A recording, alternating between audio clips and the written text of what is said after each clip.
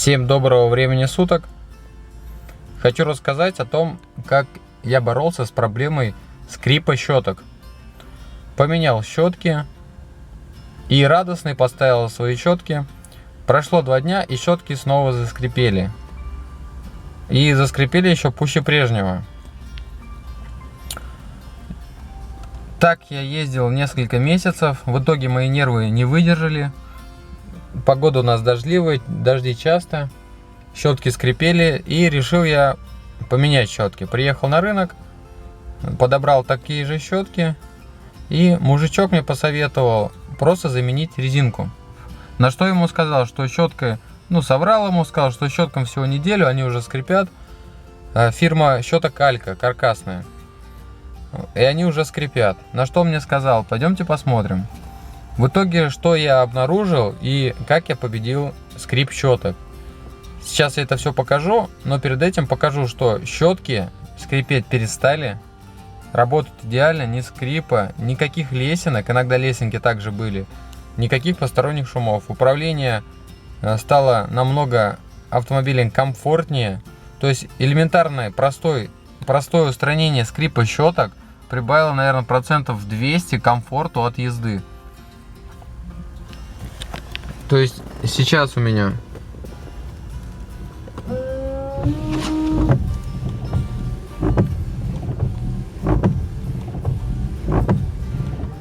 щетки работают, никаких посторонних шумов нету.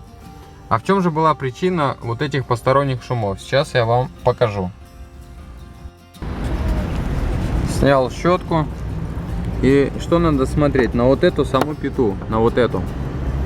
Что мне необходимо смотреть? Прижимаем, когда ее к стеклу. Само вот это основание, оно должно быть параллельно стеклу лобовому.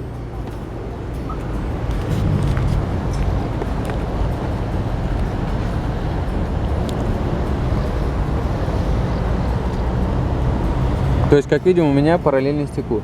Если у вас щетка не параллельна, то есть идет перекос в левую либо в правую сторону, то есть вот эта сама пята, еще раз показываю, вот здесь параллельно стеклу. Если она у вас не параллельно стеклу, то щетка у вас прижимается криво и будет у вас пищать, скрипеть.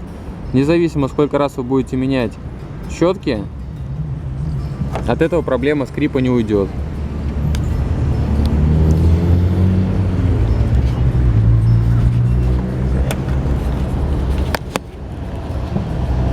То есть, как видим, у меня параллельно стеклу. Что делать, если все-таки у вас вот эта пята не параллельная лобовому зеркалу? То необходимо. Здесь ваш товарищ держит рукой, чтобы здесь ничего не провернуть, сам механизм. Вы плоскогубцами зажимаете и поворачиваете влево или в правую сторону. Потом примеряете на стекло и смотрите. Если у вас все параллельно, пробуйте, и должно все получиться красиво. Кому данное видео пригодилось, ставьте палец вверх. Но и не забывайте подписаться. Записываю различные поломки, их ремонт своими силами. Всем пока!